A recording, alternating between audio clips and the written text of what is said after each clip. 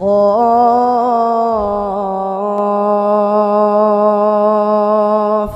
والقرآن المجيد. Khatam Al-Quran ini manfaatnya besar sekali.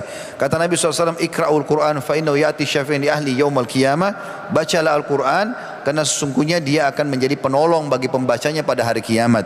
Dalam hadis yang lain kata Nabi SAW, sesungguhnya Quran dan puasa itu akan menjadi penolong bagi pembaca, bagi pelakunya pada hari kiamat. Al-Quran akan mengatakan, ya Allah, aku telah menahan dia solat malam, maka masukkan dia ke dalam surga karena aku.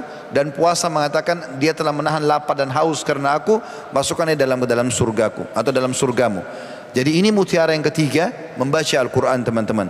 Baca Al-Quran dan usahakan anda membaca dengan tadabbur, ya, minimal 10 ayat per hari. Baca ayatnya, baca terjemahannya, supaya kita faham apa yang Allah pesankan kepada kita. Tidak bisa pahami agama ini kecuali dari Al-Quran. Bagi anda yang belum bisa baca Quran, maka bacalah Al-Quran, ya, bacalah Al-Quran. Dan ini penting sekali. Banyak orang subhanallah penampilannya luar biasa, sudah seperti orang yang sangat dekat sama Allah, tapi begitu dites Al-Qurannya nggak bisa baca. Ini kita sayangkan sekali. Itu nomor satu, baru yang lainnya. Baca Al-Quran dulu, mulai dari tajwidnya, hurufnya, kemudian baru mulai membacanya, kemudian pindah pelan-pelan mentadaburi, baru kemudian menghafalnya.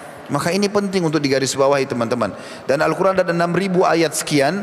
Anda kalau mulai satu hari 10 ayat saja, maka secara otomatis hanya insya Allah tidak sampai 2 tahun Anda sudah bisa menyelesaikan mentadaburi, membacanya. Dan juga tentunya kalau kita ikutkan dengan menghafal, kita bisa menghafalnya kurang dari 2 tahun kalau kita memulai dengan 10 ayat saja per hari.